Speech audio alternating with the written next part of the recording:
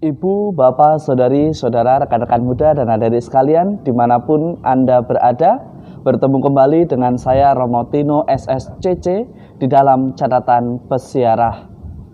Di dalam persiaran hidup perlu yang namanya sebuah keyakinan, usaha keras dari masing-masing pribadi kita.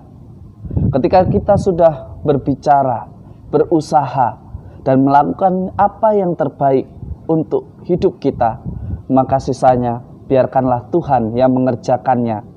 Semuanya akan terlaksana jika kita selalu berlandaskan pada bimbingan Roh Kudus dan kasih Allah di dalam persiaran hidup kita. Sebelum kita mendengarkan permenungan dari catatan pesiarah, marilah kita membuat tanda kemenangan Kristus.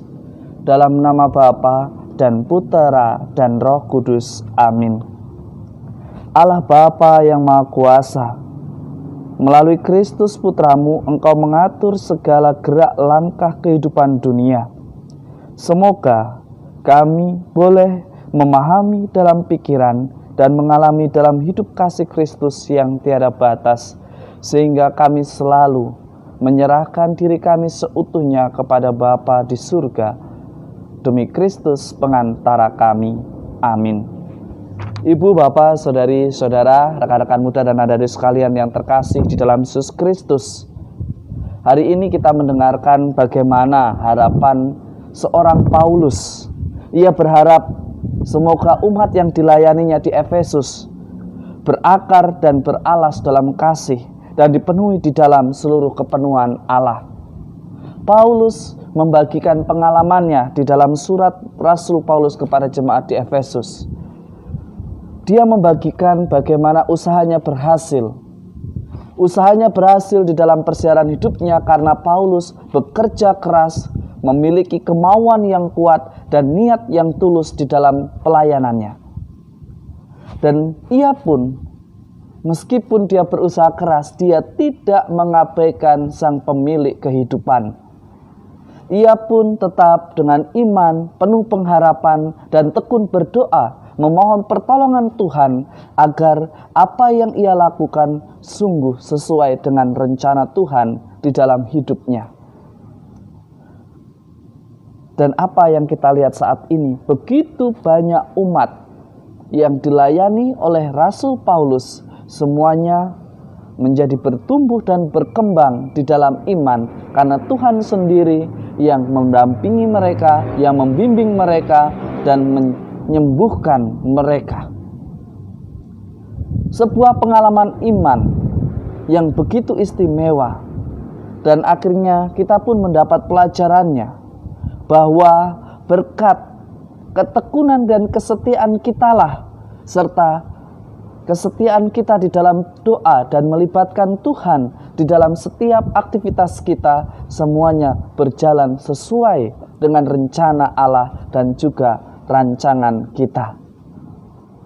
Ibu, Bapak, Saudari, Saudara, rekan-rekan muda dan adik-adik sekalian, apakah kita sudah melandaskan segala karya dan aktivitas kita dalam kasih dan selalu menjadi sebuah kepenuhan akan rencana Allah dalam hidup kita? Ataukah kita hanya melakukan sebatas untuk menyenangkan atau memuaskan nafsu kita? Hari ini kita kembali diajak bahwa betul kita mesti tekun memohon di dalam doa kepada Tuhan, tetapi itu juga harus dibarengi, harus diikuti dengan usaha dan kemauan keras bagi kita, maka semuanya akan dengan mudah terjadi di dalam hidup kita. Di dalam Injil hari ini kita pun diingatkan bahwa di dalam hidup yang namanya kebenaran, yang namanya ketulusan, yang namanya kejujuran selalu menjadi pertentangan di tengah-tengah dunia. Karena di tengah-tengah dunia ada banyak orang yang biasa berbuat jahat, biasa berbuat tidak jujur, biasa berbuat tidak benar.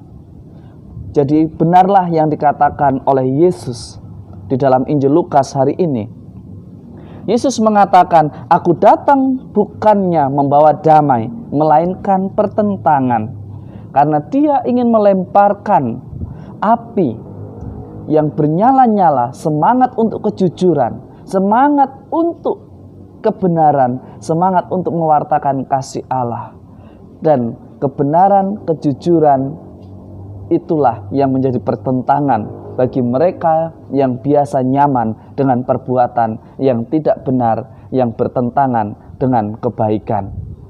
Semoga kita sebagai murid Kristus mampu untuk tetap melaksanakan dan mewartakan kebenaran meskipun harus dimusuhi, meskipun harus dibenci, meskipun mungkin kita akan dimusnahkan dan dihilangkan dari komunitas mereka.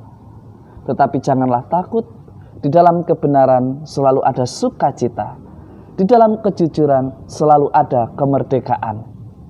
Orang yang tidak jujur selalu dirundung ketakutan akan ketahuan, tetapi orang yang jujur akan selalu bersyukur, sukacita karena selalu berbicara apa adanya. Semoga berkat Tuhan selalu melindungi dan berkati kita semua dalam nama Bapa dan Putera dan Roh Kudus. Amin. Ibu, Bapak, saudari, saudara, rekan-rekan muda dan adik-adik sekalian, memang hidup benar, hidup jujur, hidup yang sesuai dengan aturan akan selalu menjadi pertentangan bagi mereka yang tidak biasa, yang tidak mau hidup dalam kebenaran dan kejujuran.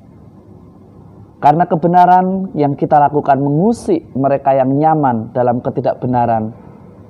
Wajar kalau kita dibenci, wajar kalau kita dicaci. Tetapi janganlah kita putus asa, karena Tuhan selalu beserta kita. Jika kita selalu berdoa dan memiliki iman yang sama di dalam karya dan aktivitas kita, dan memiliki usaha yang keras. Selamat beraktivitas, Tuhan memberkati. Amin.